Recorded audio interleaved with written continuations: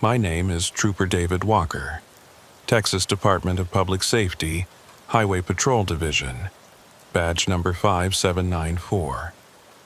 I spent 32 years patrolling the highways of Texas, from the pine forests of East Texas to the endless desert stretches out west, from the Gulf Coast to the Panhandle.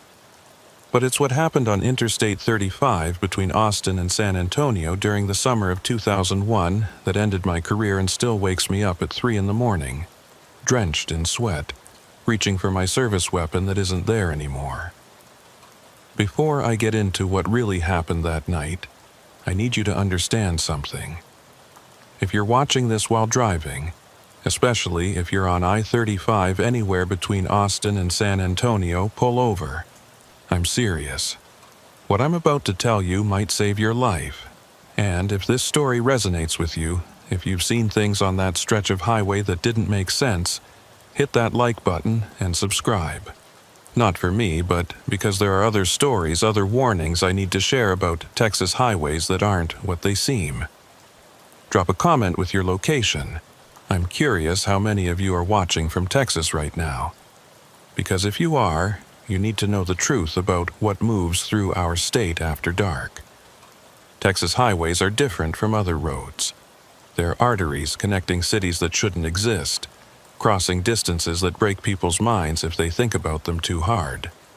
Drive from El Paso to Beaumont, and you'll cross 880 miles of Texas, passing through desert, mountains, plains, forests, and swampland. That's further than driving from New York City to Jacksonville, Florida. And in all that space, in all those empty miles between cities, things exist that we don't talk about in official reports. I grew up in a small town called Castroville, just west of San Antonio. My daddy was a rancher, my mama a school teacher, and I was supposed to follow in Daddy's footsteps until I saw a DPS recruiter at a career fair my senior year of high school. Something about that uniform, that badge, that responsibility for keeping people safe on the highways, it called to me. I joined up right after graduation in 1969, went through the academy in Austin, and started my career patrolling the hill country highways around Fredericksburg and Kerrville. For the first 20 years, it was everything I'd hoped for. I helped stranded motorists, investigated accidents, caught speeders and drunk drivers, saved lives. I met my wife Sarah at an accident scene. She was an emergency room nurse who'd stopped to help before the ambulance arrived. We raised 2 boys, both of whom became teachers like their grandmother. Life was good, predictable, safe. The strange things I occasionally saw or heard about, livestock mutilations, lights in the sky, drivers who swore they'd lost hours of time on empty stretches of highway. I dismissed them as tired minds playing tricks or attention seekers making up stories. That changed in the summer of 2001. It had been a brutal summer, with temperatures hitting 110 degrees regularly and no rain for 2 months. The heat made the asphalt shimmer like water, creating mirages that turned the highway into something that looked almost alive, breathing in the scorching air. Accidents were up, tempers were short, and even veteran troopers were making mistakes from heat exhaustion and dehydration. I was working the night shift out of the new Braunfels station, patrolling the section of I-35 between San Marcos and San Antonio. It's a heavily traveled corridor, especially on weekend nights when college kids from Texas State are heading to San Antonio for the clubs and bars. But that Tuesday night in July was quiet, the kind of quiet that makes you nervous after 30 years on the job. The traffic was lighter than it should have been, even for a weeknight, and the vehicles that did pass seemed to be moving faster than usual, like they were trying to get through that stretch of highway as quickly as possible. It was just past 2 a.m. when I got the call. Dispatch reported multiple motorists calling in about a vehicle stopped in the middle of the southbound lanes near mile marker 188. No hazard lights, no visible driver. This wasn't unusual. People run out of gas, cars break down, sometimes drunk drivers just stop in the middle of the road. But something about the dispatcher's voice, a slight tremor that suggested she was hearing something in those calls that worried her, made me respond with more urgency than usual. As I approached mile marker 188, I saw the vehicle, a white Ford Expedition, maybe 5 years old, stopped perfectly centered in the middle lane. No hazard lights, just like dispatch had said, but the engine was running. I could see the exhaust in my headlights. I positioned my patrol car behind it with my lights on, creating a safety buffer for the traffic that would eventually come through, and approached the vehicle cautiously.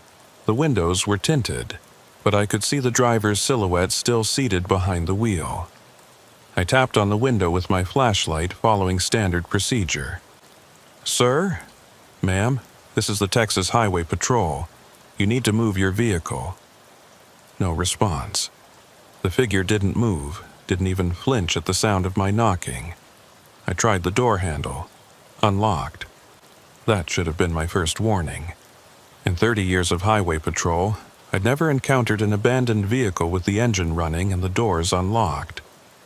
I opened the door, and the smell hit me immediately. Ozone, like the air after a lightning strike, mixed with something metallic and wrong. The driver was a middle-aged man, probably mid-40s, wearing a business suit. He was sitting perfectly upright, hands at 10 and 2 on the steering wheel, eyes wide open and staring straight ahead. But he wasn't breathing. I checked for a pulse, nothing. He was dead. But there were no visible injuries, no blood, no signs of struggle. Just a dead man sitting in perfect driving position with his foot still on the brake. I called it in, requesting backup and an ambulance, though I knew the ambulance wouldn't be needed except to transport the body. While I waited, I examined the vehicle more carefully. The radio was on, but producing only static. The GPS showed the vehicle's location as somewhere in the middle of the Gulf of Mexico, which was impossible. We were 150 miles inland. The odometer was running backward, the numbers decreasing as I watched. And in the back seat, I found something that made my blood run cold. There were 4 more people, a woman and 3 children, all seated properly with their seatbelts on, all dead, all with the same wide-open, staring eyes. But that wasn't the worst part. The worst part was that they were all completely dry except for their hair, which was soaking wet and smelled like salt water. In the middle of Texas, during a drought, 150 miles from the nearest ocean, these people's hair was dripping with seawater. I stepped back from the vehicle, my hand instinctively going to my service weapon. Something was very wrong here, something that went beyond a medical emergency or even a crime scene. The air around the expedition seemed thicker than it should be, and I could swear I heard something. A sound like distant whale songs, impossible but unmistakable. The temperature dropped suddenly, my breath becoming visible despite it being July in Texas. That's when I saw the other vehicles. They were appearing out of nowhere along that stretch of highway, materializing like mirages in reverse. A sedan here, a pickup truck there, all stopped in the middle of the road, all with their engines running. Within 5 minutes, there were 7 vehicles scattered across the southbound lanes of I-35, and I could see more appearing in the distance. I got on my radio, trying to call for immediate backup, for them to shut down the highway, but my radio was producing the same static as the expedition's stereo. My cell phone showed no signal, which was impossible. We were between 2 major cities, with cell towers everywhere. I was cut off, alone on a highway that was becoming something else, something that shouldn't exist. The sound of whale songs grew louder, and now I could hear something else underneath it. Voices, hundreds of them. Speaking in a language that sounded like drowning, the asphalt beneath my feet began to ripple like water, and I had to grab onto my patrol car to keep from falling. The vehicles that had appeared were all empty now, their doors hanging open, but wet footprints led from each one toward the median. toward something I couldn't see but could feel building in the darkness. I've faced armed suspects, high-speed chases, fatal accidents that would give anyone nightmares. But standing on that stretch of I-35, watching reality bend and break around me, I felt a terror I'd never experienced before. Because this wasn't something I could arrest, couldn't shoot, couldn't call for backup to handle. This was something else entirely, something that suggested everything I thought I knew about the world, about Texas, about the highways I'd patrolled for 30 years, was wrong. The temperature continued to drop, frost forming on my patrol car's windshield despite the July heat that should have been radiating from the asphalt. The whale songs were deafening now, and I could see shapes moving in the darkness beyond my headlights. Massive things that shouldn't exist on land, shouldn't exist at all. The wet footprints from the vehicles were glowing faintly, a phosphorescent blue-green like deep-sea creatures, leading toward a point in the median where the air itself seemed to be tearing. I made a decision that probably saved my life, but haunts me to this day. I got back in my patrol car, threw it in reverse and floored it, backing away from whatever was happening at mile marker 188. As I retreated, I saw them in my headlights, people, dozens of them, walking out of the tear in reality. They were soaking wet, their clothes from different eras, some in modern dress, others in styles from the 50s, 40s, even what looked like 1920s attire. They moved wrong, like they were still underwater, fighting against currents that didn't exist on dry land. Among them, I saw the family from the expedition, the man, woman, and 3 children, walking hand in hand toward something I couldn't see. The man turned to look at me as I backed away, and his eyes were no longer human. They were black, completely black, like the deepest parts of the ocean where light never reaches. He smiled, and water poured from his mouth, impossible amounts of it, flooding onto the highway that was 150 miles from any ocean. I backed up for nearly a mile before I could find a gap in the median to turn around. As I fled north on I-35, I looked in my rearview mirror and saw the impossible. A massive wave, hundreds of feet tall, rising from the highway where those vehicles had appeared. It hung there defying gravity, defying logic, filled with shadows of things that swam through it. And then, as suddenly as it had all begun, it collapsed, vanished, leaving nothing but empty highway behind. When I finally made it back to the New Braunfels station, the sun was just starting to rise, painting the sky in shades of orange and pink that looked too normal, too peaceful after what I'd witnessed. My sergeant, Bill Patterson, took one look at me and immediately pulled me into his office. I must have looked like hell. My uniform was soaked with sweat despite the frost I'd seen. My hands were shaking, and I could still smell salt water even though I'd never gotten close to whatever that wave had been. "Walker, what the hell happened out there?" Bill asked, closing the door behind us. "We lost radio contact with you for 3 hours. The dispatcher said your unit just disappeared from the GPS tracking." 3 hours. It had felt like 30 minutes at most.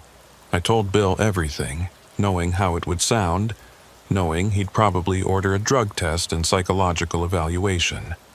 But I had to report it, had to create some official record of what had happened. Bill listened without interrupting, his expression growing more concerned with each detail. When I finished, he was quiet for a long moment. "David," he said finally, using my first name, which he never did on duty. "I'm going to ask you something, and I need you to answer honestly. Have you been drinking, taking anything? This heat's been brutal, and heat stroke can cause hallucinations. Send units to mile marker 188. I interrupted. "The vehicles will still be there. The expedition with the family, the others. Send units now." Bill studied my face for a moment, then picked up his phone.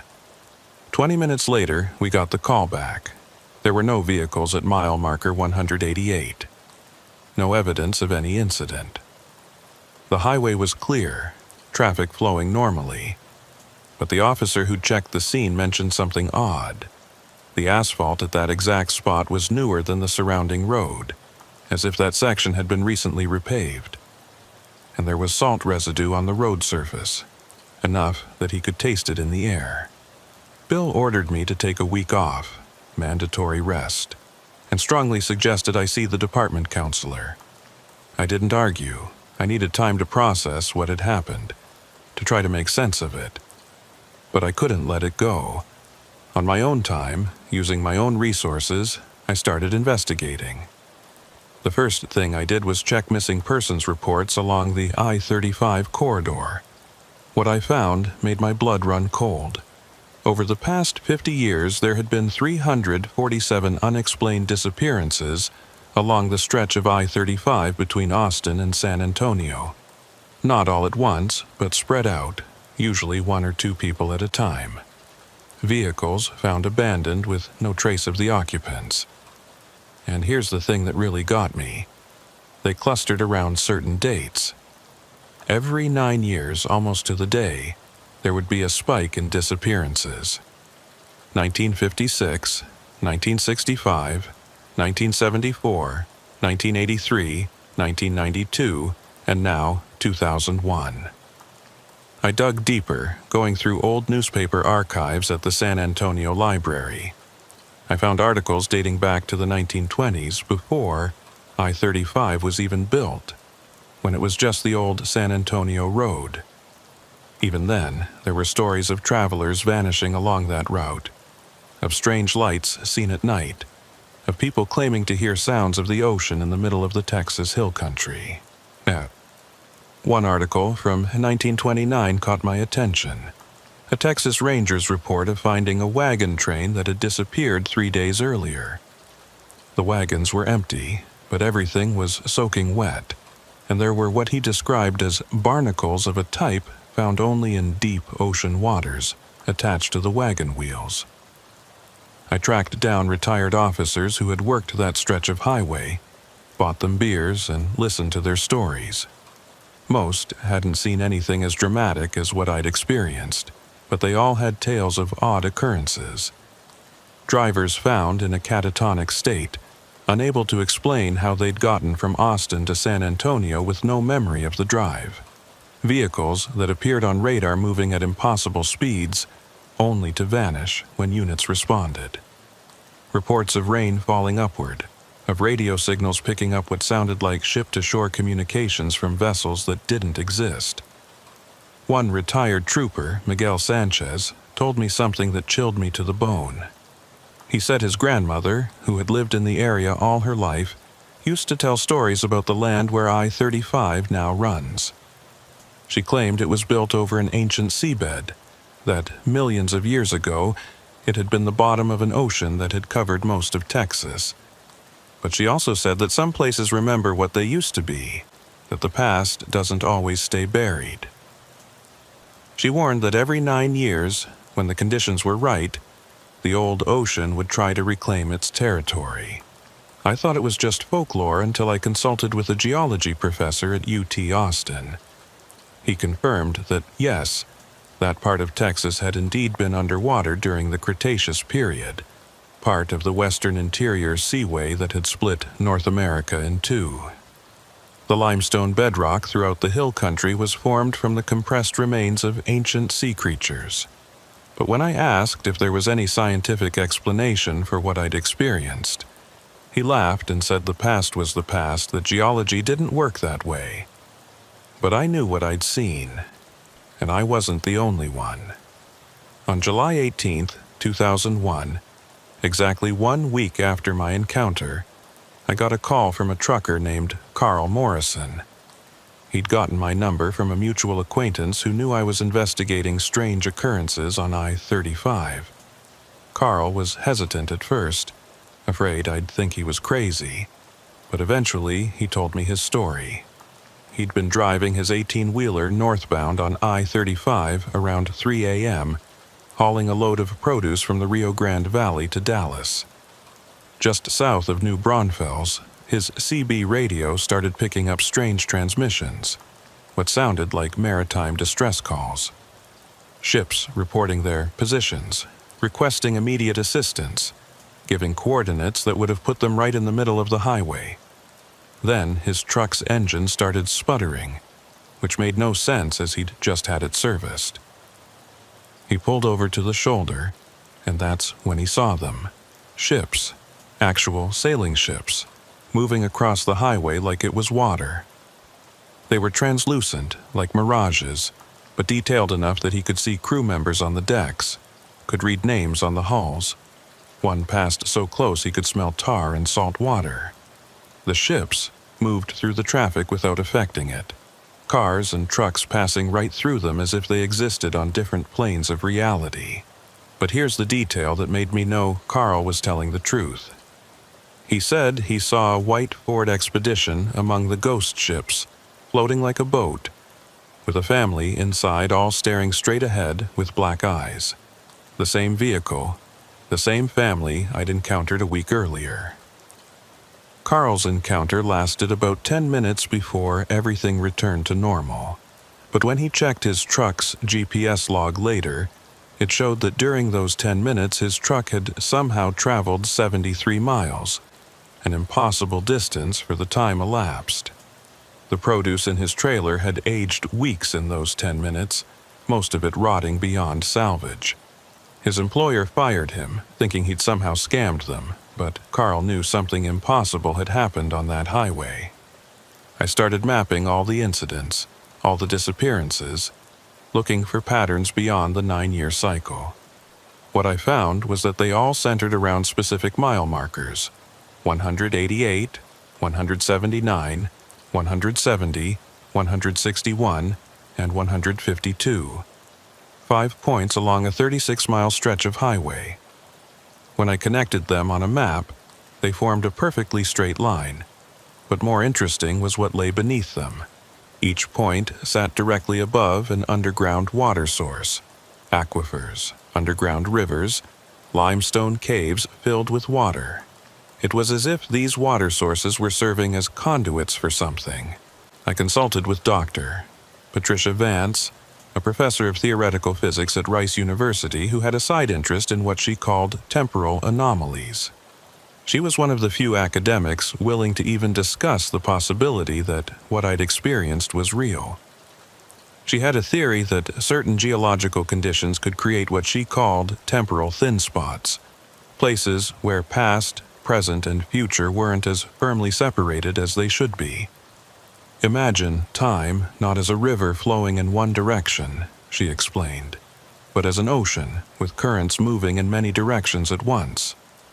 Most of the time, we only experience one current, the present. But in certain places, under certain conditions, those currents can cross, can overlap. You might experience the past superimposed on the present, or even catch glimpses of potential futures. She believed that the limestone bedrock, the underground water, and possibly even the electromagnetic fields generated by the traffic on I-35 could combine to create these temporal thin spots. The 9-year cycle might correspond to solar activity, magnetic field fluctuations, or other cosmic factors we didn't fully understand. It was all theoretical, of course, but it was the closest thing to an explanation I'd found. On August 2nd, 2001, I made a decision that would change everything. I assembled a small team of people who had experienced anomalies on I-35. Carl, the trucker, a college student named Jennifer who had lost 3 hours driving that stretch and had video evidence of her car's clock jumping forward, and surprisingly, Bill Patterson, my sergeant, who admitted that he'd been collecting reports of strange incidents on that highway for years but had never known what to do with them. We decided to conduct our own investigation, to be on that stretch of highway during what we calculated would be the next incident. Based on the patterns I'd identified, we predicted something would happen on August 13, 2001, exactly 1 month after my initial encounter. We equipped ourselves with cameras, both video and still, electromagnetic field detectors borrowed from a paranormal investigation group in Austin, and a variety of other recording equipment. On the night of August 13th, we positioned ourselves at mile marker 179, one of the 5 points I'd identified. Carl was in his personal vehicle with a dash cam. Jennifer had multiple cameras set up to capture different angles. Bill and I were in my personal truck, loaded with equipment. We waited, watching, ready for anything. At 2:47 a.m. it started. The temperature dropped 20 degrees in seconds. Our breath became visible. The EMF detectors went haywire, needles spinning wildly. The static on our radios formed patterns, almost like voices trying to break through. And then we saw them. Lights beneath the highway, as if the asphalt had become transparent and we could see water flowing underneath, illuminated by some phosphorescent source. The highway began to undulate, gently at first, then more pronounced, like ocean swells. Cars that passed through the area seemed to flicker, existing in multiple positions simultaneously. We saw their drivers' faces change, aging and growing younger in rapid succession, as if we were seeing them at different points in their timeline. Then the first ship appeared. It rose from the highway like it was breaching the surface of the ocean, a Spanish galleon with full sails, cannons visible on its deck. It was solid enough that when it landed back on the highway, we could hear the crash of wood on asphalt. More ships followed, modern yachts, fishing vessels, even what looked like a World War II submarine. They moved through our reality like ghosts, but ghosts that could affect the physical world. Jennifer's cameras captured it all, or so we thought. When we reviewed the footage later, most of it was corrupted, showing only static and strange patterns.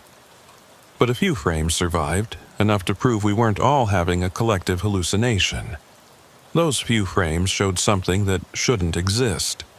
The highway transformed into an ocean, complete with waves, and ships from across history sailing through modern traffic. The footage we managed to salvage should have been enough to convince anyone that something extraordinary was happening on I-35, but when we tried to share it with authorities, we were met with silence, dismissal, and in some cases, threats. The Department of Public Safety ordered Bill to cease his unauthorized investigation immediately or face disciplinary action. Jennifer's professor at UT told her she'd fail her journalism degree if she published anything about the incidents. Carl was visited by men in suits who claimed to be from the Department of Transportation, but showed credentials no one could verify, warning him to keep quiet about what he'd seen. But we couldn't stop. Not when we knew that people were disappearing, that families were being torn apart by something that officially didn't exist.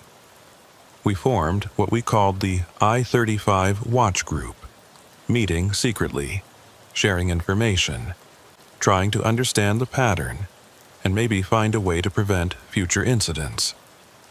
Through my law enforcement connections, I managed to access sealed records from the Texas Department of Transportation dating back to the construction of I-35 in the 1960s. What I found there was disturbing. The original survey team had recommended routing the highway 3 miles to the west, avoiding the area where the anomalies occurred. But their recommendation was overruled by state officials who insisted on the current route. The reason given was cost-effectiveness, but handwritten notes in the margins of one report told a different story. They want it built here, one note read. The old families insist. Something about maintaining the covenant. I tracked down the lead surveyor from that project, Thomas Hartley, now 89 years old and living in a nursing home in Fredericksburg. His mind was still sharp, and when I mentioned I-35 and the strange incidents, his eyes widened with a mixture of fear and relief. "Finally," he said, gripping my hand with surprising strength. "Someone who might believe me." Thomas told me that during the initial survey in 1962, his team had experienced numerous equipment failures along the proposed route.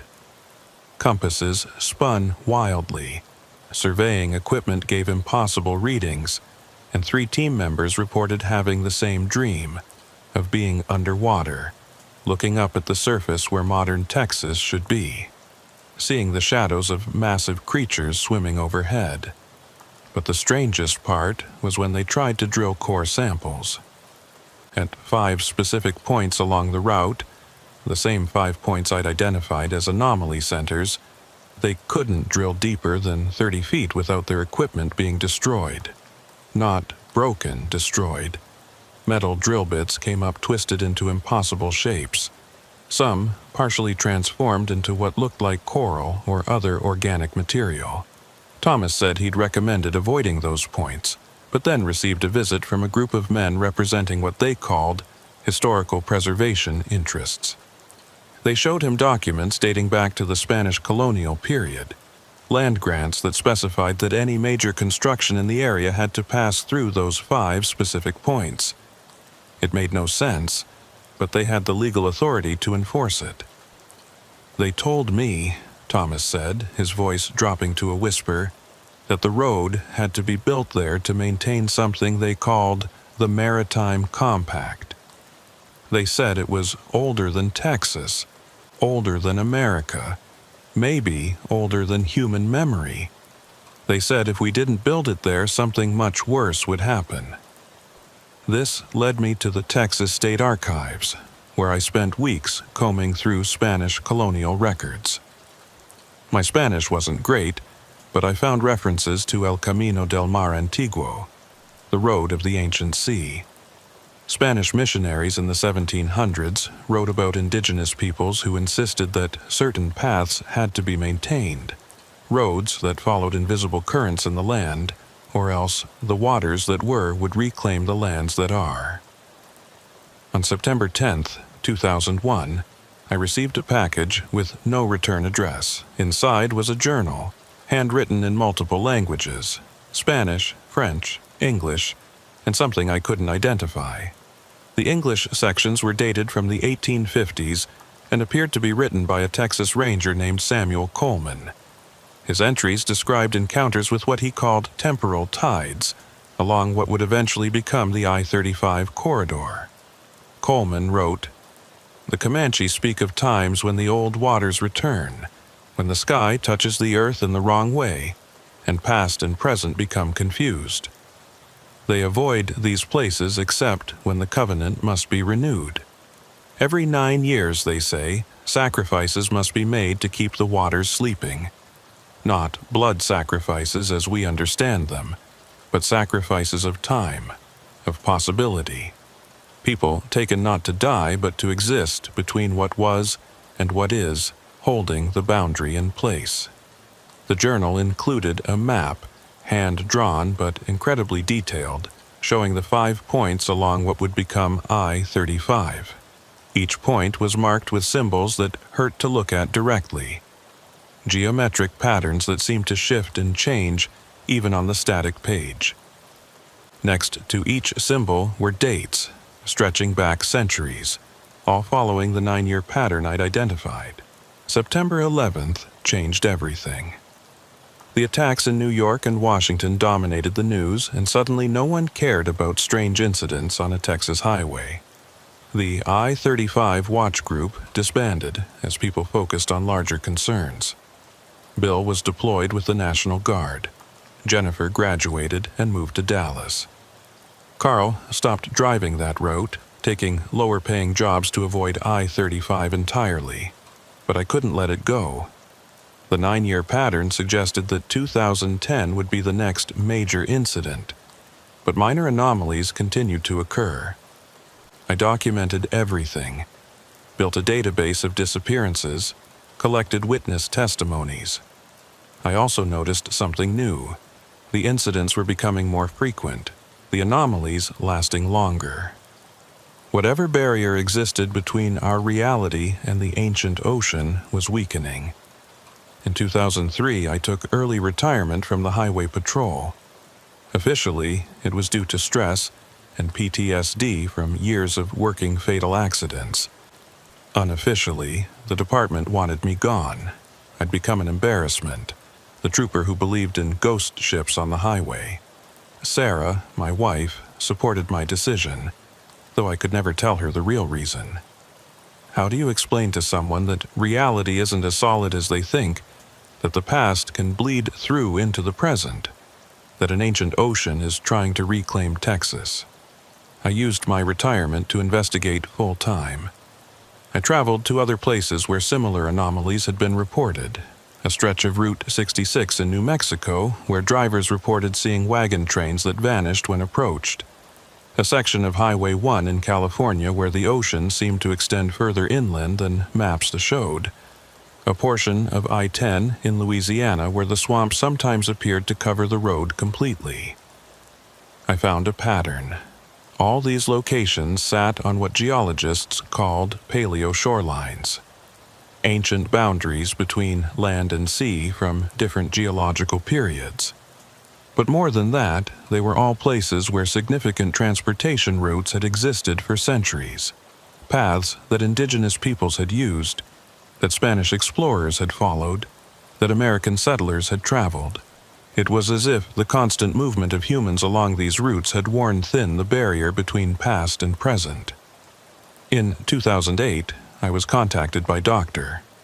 Robert Kaufman, a quantum physicist from MIT, who had heard about my research through academic channels. He had a theory that consciousness itself played a role in maintaining the stability of local space-time. The more conscious observers passed through an area, the more real and stable it became. But this process could work in reverse. If enough observers expected or feared something, their collective consciousness could actually affect reality. He believed that the stories and legends about these places, passed down through generations, had created what he called narrative shadows, imprints on space-time that could manifest under the right conditions. The 9-year cycle might be related to solar activity that affected human consciousness in subtle ways, making people more susceptible to perceiving and thereby reinforcing these narrative shadows. This theory took on new relevance in 2010, the next major point in the 9-year cycle. By then, I had identified 17 people who regularly traveled I-35 between Austin and San Antonio and had reported minor anomalies. Clocks running backward, radios picking up impossible signals, brief glimpses of things that shouldn't exist. I reached out to them, warning them to avoid that stretch of highway during the peak period I'd calculated, July 13th to 15th, 2010. 15 of them listened. 2 didn't. Mark and Lisa Patterson, no relation to Bill Patterson, were driving back from Austin to San Antonio on the night of July 14th. They were young, skeptical, and thought my warnings were the ravings of a paranoid old man. Their car was found the next morning at mile marker 170, engines still running, doors locked from the inside. They were gone, but their cell phones were still in the car, and Lisa's phone had been recording video when they disappeared. The video showed the highway beginning to flood, water rising impossibly from the asphalt itself. Mark could be heard saying, "This isn't real. This can't be real," over and over. Lisa was screaming. Then the camera showed something rising from the water.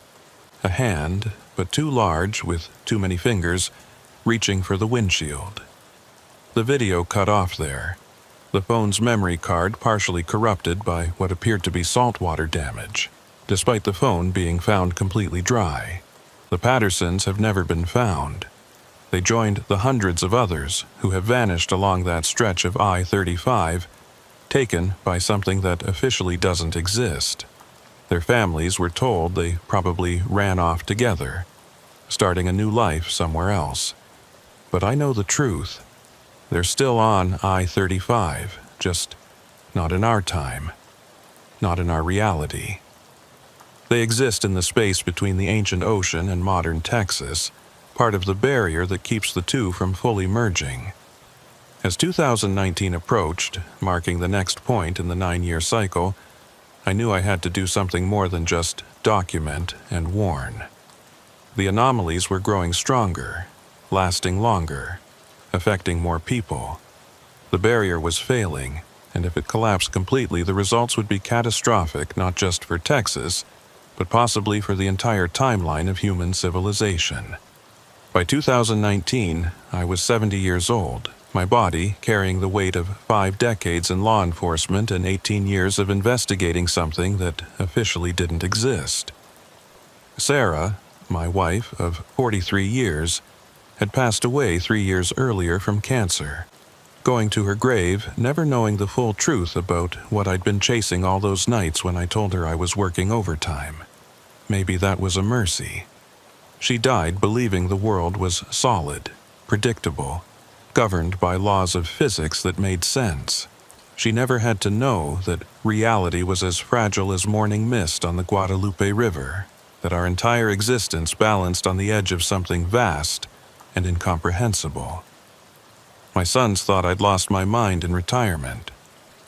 David Jr., who'd become a high school principal in San Antonio, would visit me in my small apartment in New Braunfels with that look of pity and concern that adult children get when they think their parent is sliding into dementia.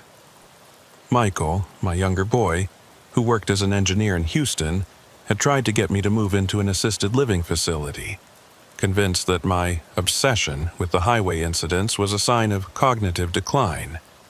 They didn't understand that the boxes of documents, the maps covered in red string connecting incidents, the walls covered with photographs of empty vehicles and temporal distortion patterns weren't the products of a deteriorating mind, but evidence of a reality they were blessed not to perceive. The signs that 2019 would be different started manifesting in January of that year. The Comal River, which flows through New Braunfels, began running backward for 3 hours on January 13th.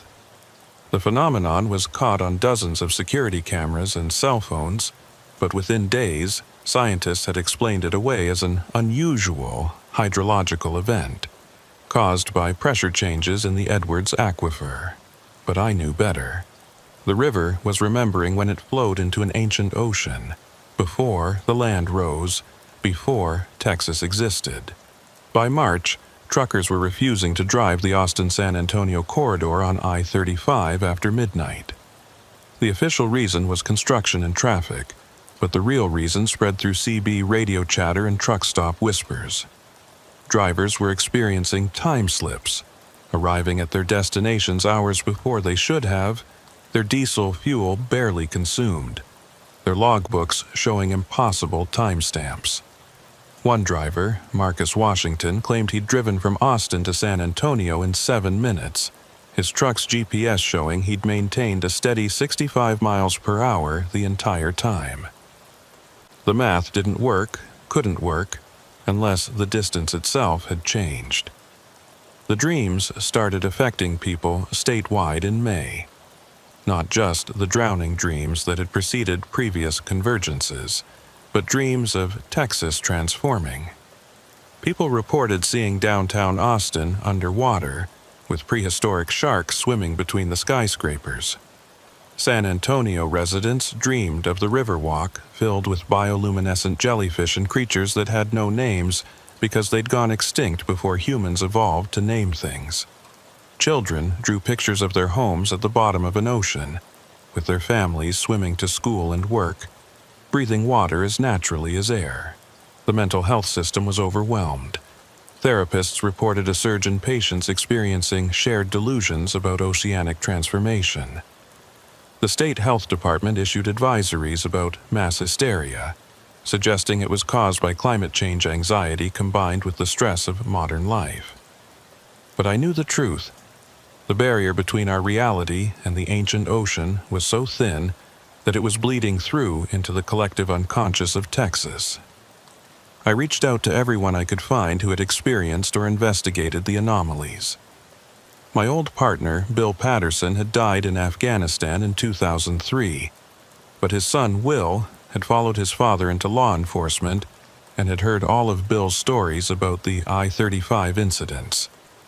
Carl, the trucker, was 73 now, living in a retirement home in Temple, but his mind was sharp and he was eager to help. Dr. Patricia Vance had become the head of a privately funded research institute studying what she carefully called temporal phenomena, never using words that might trigger academic ridicule or government attention. We assembled what I called the Last Watch, though the younger members preferred the I-35 Temporal Response Team. The name didn't matter. What mattered was that we had people who understood what was coming and were willing to face it.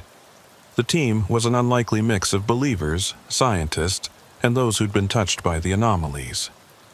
Alex Chen, a 30-year-old software engineer, had developed algorithms that could predict temporal distortions by analyzing cell tower data disruptions. His girlfriend, Maria Gonzalez, was completing her PhD in geology, focusing on the Cretaceous Western Interior Seaway that had once covered Texas. She brought scientific credibility to our observations, translating the impossible into academic language that almost made sense. James Crowfoot represented a different kind of knowledge. A member of the Comanche Nation and a professor of indigenous studies at UT Austin, he had access to oral histories that predated European colonization. His great-great-grandmother had been a keeper of stories about the water roads and the breathing times, when the land remembered its other selves. According to these stories, the convergences weren't random, but followed patterns established when the world was young, when the distinction between land and sea, past and future, was more fluid. We had others too. Jennifer Martinez, the journalism student from my 2001 investigation who was now an investigative reporter willing to risk her career on the story. Dr. Robert Kaufman, the MIT quantum physicist who'd moved to Texas specifically to study the anomalies.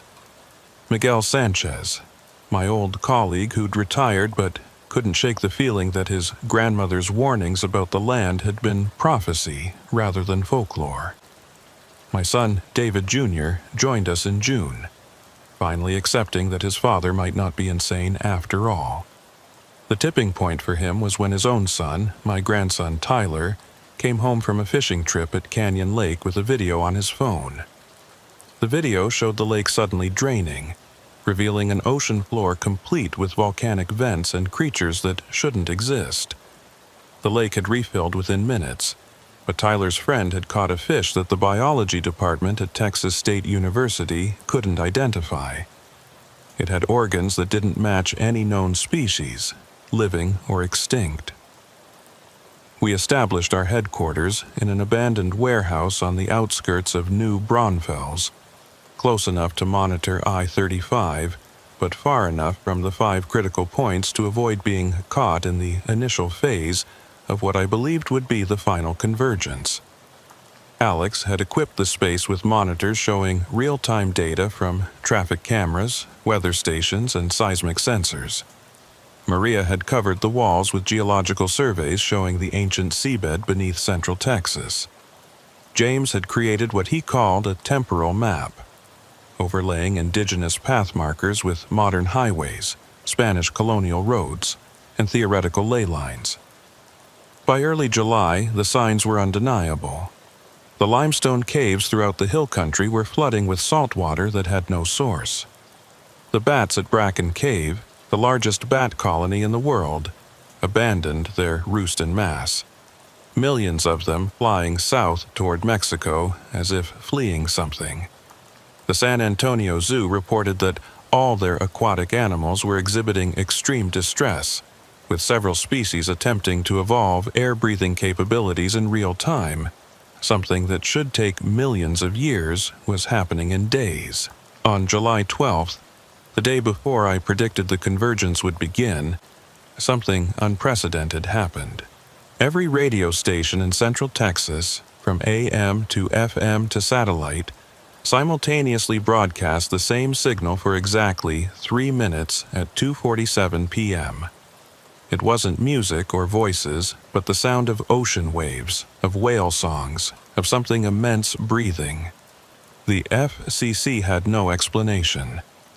The radio stations claimed their equipment had functioned normally, showing regular programming in their logs. That night, our team took their positions. I insisted on returning to mile marker 188, where it had all begun for me 18 years earlier. David Jr. came with me, despite my protests. "Dad," he said, "I've spent years thinking you were losing your mind. The least I can do is be here when you're proven right or wrong." We arrived at 1:30 a.m. on July 13th. The highway was eerily empty, as if some primitive part of every driver's brain was screaming warnings to stay away. We parked on the shoulder, setting up our equipment, cameras, EMF detectors, a small weather station, and something Alex had cobbled together that he claimed could measure temporal density, though none of us really understood how it worked. At 2 a.m., the temperature began dropping, but not uniformly. My thermometer read 72 degrees Fahrenheit, while David's, just 10 feet away, showed 34 degrees Fahrenheit. The air itself seemed to be existing at multiple temperatures simultaneously. Our breath came out as fog that rose and fell, as if gravity couldn't decide which direction it was supposed to work. At 2:30 a.m., the stars started moving, not quickly, but perceptibly, sliding across the sky in patterns that violated everything astronomy said was possible. Constellations stretched and compressed. The moon appeared in 3 different positions simultaneously, each one showing a different phase. David grabbed my arm, his grip tight enough to hurt. "Dad, what's happening?" "Time," I said. "Time is becoming unstable." At exactly 2:47 a.m., I-35 shattered like a mirror dropped from a great height. But instead of fragments of glass, each shard showed a different era. I could see the highway as it was when it was built in the 1960s. Fresh asphalt and hopeful America. I could see it in the 1800s when it was a cattle trail, longhorns and cowboys driving herds north. I could see it millions of years ago when it was ocean floor, teeming with life that had no names. And I could see futures, some where the highway was a tunnel of light, others where it didn't exist at all, where Texas itself was something unrecognizable. The White Horde expedition materialized in all timelines simultaneously. I could finally see the truth about the family inside. They hadn't died in 2001. They existed in every moment of the highway's existence, conscious and aware, experiencing all of time at once. The man's eyes met mine across 18 years and million of centuries, and in them I saw an infinite weariness and terrible understanding. "They're anchors." James Crowfoot's voice came through the radio, though it sounded like it was coming from very far away or very long ago. "The disappeared don't die. They become fixed points, holding the timelines apart, preventing them from collapsing into each other. The water began rising from the highway, but it wasn't water as we understand it. It was liquid time, containing every moment the land had ever experienced as ocean. Through it swam creatures from every era, trilobites and megalodons, things that might have been dolphins if evolution had taken different turns, beings that wouldn't evolve for another million years. They moved through the liquid time like it was their natural medium, which I suppose it was. Then I saw it, the thing that had been trying to communicate through all the convergences. It rose from the temporal ocean like a living mountain, a creature that existed in all times simultaneously. It had features from every era: Cambrian eyes, Jurassic teeth, modern mammalian intelligence, and something else, something from futures we couldn't imagine. It was beautiful and terrible, impossible and absolutely real. It spoke without words, communicating in pure concept that bypassed language and went straight to understanding. The message was complex but clear. Earth was evolving. Not just the life on it, but the planet itself was transitioning to a new form of existence where the distinction between past, present, and future would become meaningless. humanity had a choice: evolve with it or be left behind in a single timeline that would become increasingly unstable until it collapsed. The convergences hadn't been attacks or accidents. They'd been tests, preparations, gradually exposing humanity to the concept of temporal fluidity. The highway system, built on ancient paths that followed temporal currents invisible to modern science, had become the neural network through which this evolution was being transmitted. Every person who drove these roads was being subtly prepared. Their consciousness slowly adapted to accept multiple timelines. But humanity had resisted. Dehaid explained away every sign. Now, the transformation could no longer be postponed.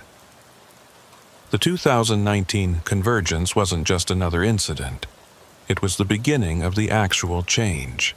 The barriers between timelines would dissolve completely within the next decade, unless humanity chose to evolve, to accept temporal consciousness, to become something new.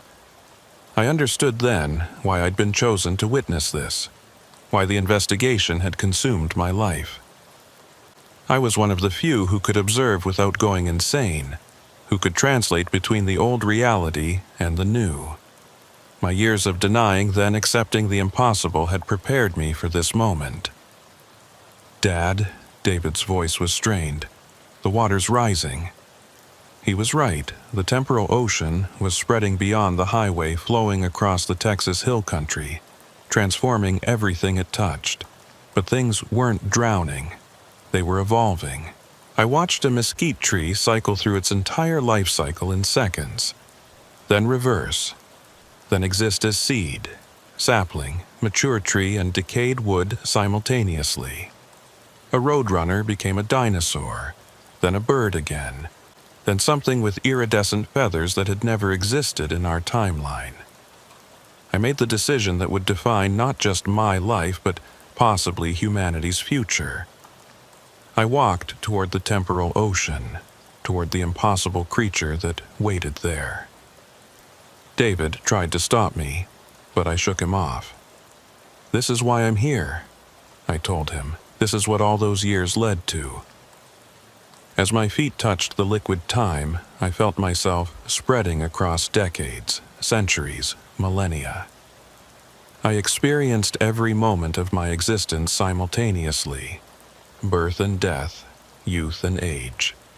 Every choice I'd made and every path I hadn't taken. It was overwhelming, terrifying, and absolutely liberating. The creature embraced me, and through that contact, I became a conduit between realities. Information flowed through me, not just to the team at the 5 points, but to every conscious mind within 1,000 miles. Some people couldn't handle it, their minds shutting down rather than accept what they were learning. But others, especially children and those who'd already experienced anomalies, adapted quickly. Through me, the entity explained the choice in terms humanity could understand. We could remain in our single timeline, but it would require constant maintenance, regular convergences that would grow increasingly violent. Or we could evolve, accept temporal consciousness, become beings that existed across multiple timelines simultaneously. The disappeared would return, changed but alive, serving as guides for the transformation. The government response was swift and predictable. Military vehicles surrounded the 5 points. Fighter jets scrambled from Lackland Air Force Base, but their weapons were useless against something that existed in all times simultaneously. Bullets passed through the temporal ocean without effect. Missiles exploded in one timeline while remaining unfired in others. Then, something unexpected happened. My grandson Tyler, who'd been monitoring our communications from the warehouse, did something that changed everything. He posted the live feed from our cameras to every social media platform simultaneously. Within minutes, millions were watching the impossible unfold on I-35. The temporal ocean, the impossible creature, my transformation, all of it broadcast to the world. The reaction was immediate and polarizing. Religious groups declared it the end times or the second coming. Scientists demanded access to study the phenomenon. Conspiracy theorists claimed vindication. But most importantly, young people around the world began reporting similar experiences. Brief glimpses of other timelines, momentary temporal displacement, dreams of existing in multiple realities. The convergence lasted until dawn on July 15th, 48 hours of reality being fluid, negotiable, transformable. When it finally ended, I-35 had been fundamentally changed. The 5 critical points remained as permanent thin spots where the barriers between timelines were translucent. The government tried to close the highway, but it was too late. The transformation had begun. I remained changed, existing partially in multiple timelines, aging and growing younger simultaneously, experiencing past and future as present. It's not comfortable. Imagine remembering things that haven't happened yet while forgetting things that are currently occurring. But it's necessary. Someone has to stand at the boundary, helping others through their transformation. The disappeared began returning within weeks, not all at once, but in waves. They were changed, existing in temporal superposition, but they were alive and conscious. The White Ford expedition family, the Andersons, I finally learned their names, were among the first. Robert Anderson became a spokesperson for the transformed, explaining their experience to a world struggling to understand. The government created the Temporal Integration Task Force, officially acknowledging what they'd denied for decades.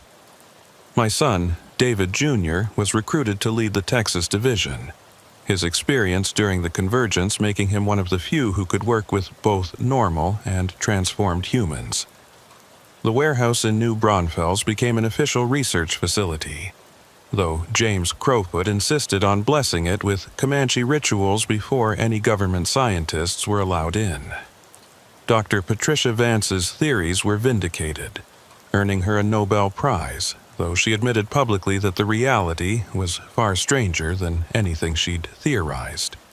Alex Chen's temporal detection app was bought by the Department of Defense for an undisclosed sum, but he released a free version that helped people identify when they were experiencing temporal fluctuations. As I write this in 2024, though I'm simultaneously writing it in 1987 and 2156, the transformation of humanity continues. It's not happening all at once. Evolution never does. But more people are being born with the natural temporal consciousness, able to perceive multiple timelines without distress. Schools are being redesigned to accommodate students who exist in several realities simultaneously. The concept of linear time is becoming quaint, something older generations cling to like rotary phones and handwritten letters. I-35 has become a pilgrimage site, with people from around the world coming to experience temporal fluidity firsthand. The stretch between Austin and San Antonio is now called the Temporal Highway, with warning signs in multiple languages and timelines. The Texas Department of Transportation has had to create new categories of driver's licenses for those who can navigate temporal distortions. My own existence has become increasingly complex. I'm 75 years old and 23 and not yet born. I'm a Texas Highway Patrol trooper who retired in 2003 and never joined the force and hasn't been born yet. I remember Sarah dying of cancer and being alive and never meeting her. It's maddening and enlightening, like seeing a magic eye picture that shows different images depending on how you look at it. But through all the temporal chaos, one thing remains constant: my duty to serve and protect. It's just that now I protect people traveling not just through space, but through time. Help them navigate not just highways, but timelines. The badge I wore for 32 years meant courtesy, service, protection. Now I understand those words in ways the Texas DPS never intended. The ancient ocean still rises periodically, especially during the 9-year cycles, but now we're ready for it. We don't fight it or deny it. We surf it, using the temporal waves to glimpse other possibilities, other realities, other versions of ourselves. Children born after 2019 treat it as normal, the way previous generations accepted automobiles or the internet. There are still those who resist, who insist on maintaining single timeline consciousness. They're not wrong to do so.